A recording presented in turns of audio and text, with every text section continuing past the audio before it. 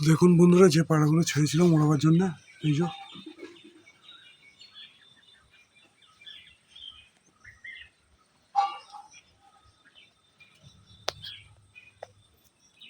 zoom করে টানছি, দেখুন এই যে ট্রেন ছাড়লে এই যে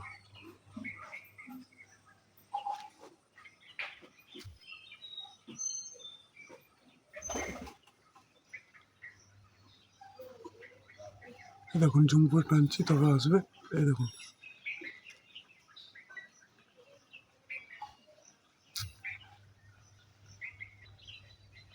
এই যে